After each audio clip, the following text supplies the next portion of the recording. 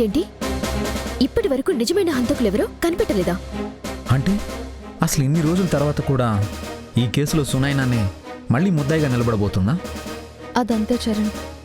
నిజమైన హంతకులెవరో తెలియకపోతే ఆ నేరంలో సునైనానే దోషిగా చూడబడుతుంది. నో, సునైన కేసుల నుంచి బయటపడిపోయిందని చాలా సంతోషంగా రిలాక్స్డ్గా ఉంది. ఇప్పుడు మళ్ళీ తనని తీసుకెళ్లి కోర్టులో నిలబెడతారా?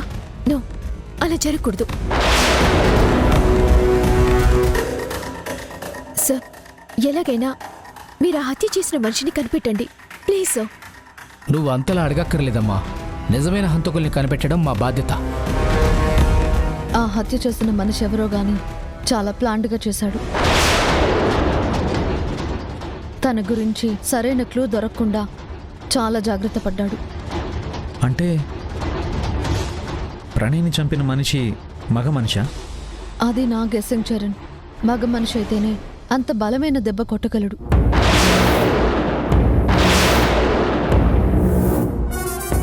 కాకపోతే ఈ కేసుకు సంబంధించిన చాలా ఇంపార్టెంట్ ఎవిడెన్స్ ఒకటి క్లూ టీమ్స్కు దొరికినట్టు ఇన్ఫర్మేషన్ వచ్చింది.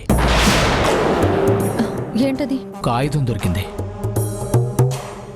అది హంతకులు ఉపయోగించిన ఆయుధమేనని మా అనుమానం.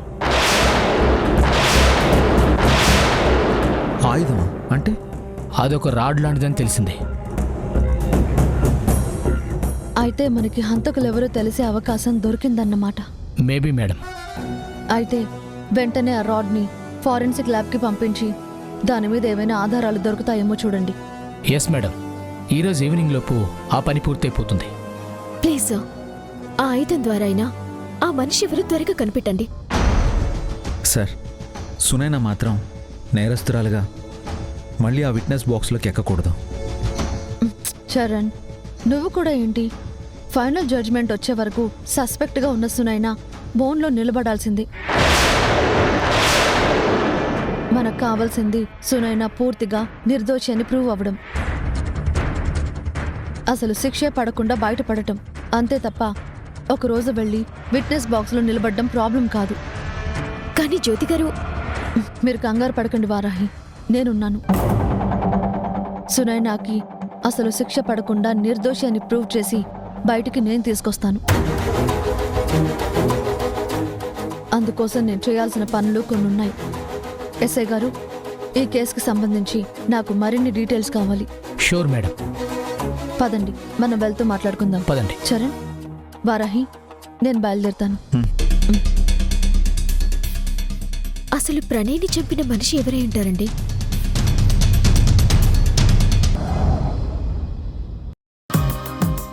ఏమండి, నేను మీతో కొన్ని విషయాలు షేర్ చేసుకోవాలి. నాతో నువ్వు లైఫ్నే షేర్ చేసుకున్నావు, ఇంకా స్కూల్ విషయాలు ఏమున్నాయి వారాహి? హలో, చేతల్లో చూపుల్లో తేడా రానివ్వకండి. నేను టీచర్గా కొన్ని మ్యాటర్స్ మాట్లాడాలి. సరే చెప్పండి టీచర్ గారు.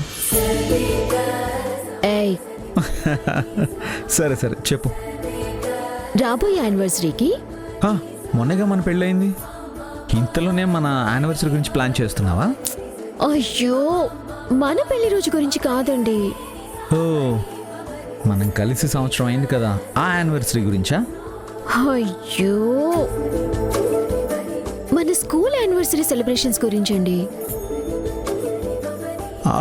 అవునా?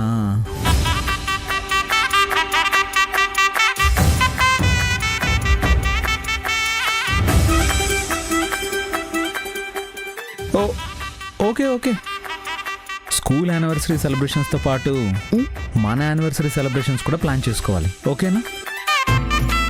ఏంటి ఏంటి అలా చూస్తున్నావు? ఏమైంది వారాహి?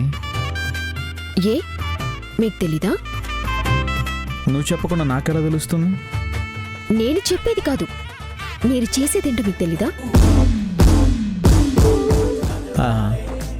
నేనేం చేస్తున్నాను?